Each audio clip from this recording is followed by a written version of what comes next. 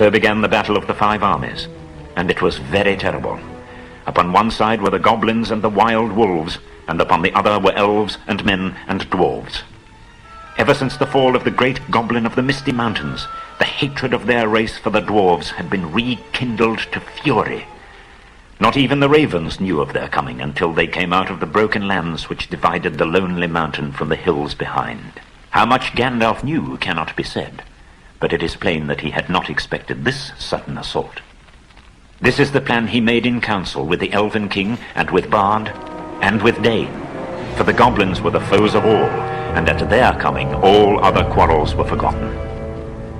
Their only hope was to lure the goblins into the valley between the arms of the mountain, and themselves to man the great spurs that struck south and east. Yet this would be perilous if the goblins were in sufficient numbers to overrun the mountain itself, and so attack them from behind and above. But there was no time to make any other plan, or to summon any help. "To the mountain!" called Bard. "To the mountain! Let us take our places while there is yet time!" Ere long the vanguard swirled round the spur's end and came rushing into Dale. These were the swiftest wolf riders, and already their cries and howls rent the air afar. As Gandalf had hoped, the goblin army had gathered behind the resisted vanguard, and poured now in rage into the valley, driving wildly up between the arms of the mountain, seeking for the foe. It was a terrible battle, the most dreadful of all Bilbo's experiences, and the one which at the time he hated most, although he was quite unimportant in it. Actually, I may say he put on his ring early in the business and vanished from sight, if not from all danger. The elves were the first to charge. As soon as the host of their enemies was dense in the valley, they sent against it a shower of arrows. Behind the arrows, 1,000 of their spearmen leapt down and charged. Just as the goblins were recovering from the onslaught and the elf charge was halted, there rose from across the valley a deep-throated roar, with cries of Moriah and Dain, Dain. The dwarves of the Iron Hills plunged in, and beside them came the men of the lake with long swords. Panic came upon the goblins, and even as they turned to meet this new attack, the elves charged again with renewed numbers. Victory seemed at hand, when a cry rang out on the heights above. Goblins had scaled the mountain from the other side, and already many were on the slopes above the gate, and others were streaming down recklessly to attack the spurs from above, and the defenders had too few to bar the way for long. Victory now vanished from hope. They had only stemmed the first onslaught of the black tide. Day drew on.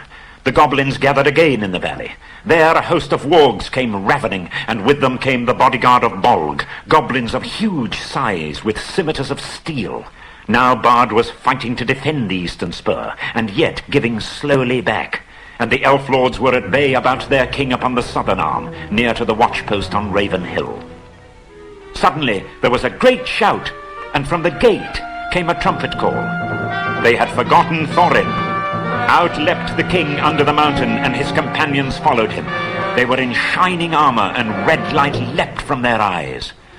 Rocks were hurled down from on high by the goblins above, but they held on, leapt down to the false foot, and rushed forward to battle. Wolf and rider fell or fled before them. Thorin wielded his axe with mighty strokes, and nothing seemed to harm him.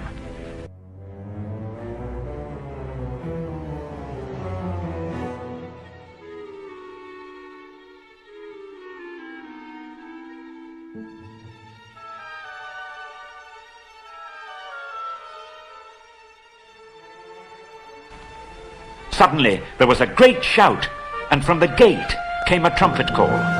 They had forgotten Thorin. Out leapt the king under the mountain, and his companions followed him. They were in shining armor, and red light leapt from their eyes.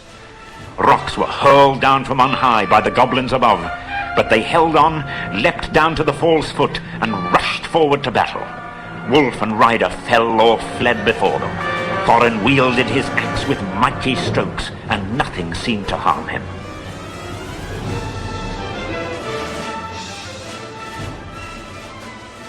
To me, elves and men, to me, O my kinsfolk, he cried. Down, heedless of order, rushed all the dwarves of Dain to his help, Down, too, came many of the lakemen, for Bard could not restrain them. The wargs were scattered, and Thorin drove right against the bodyguard of Bolg.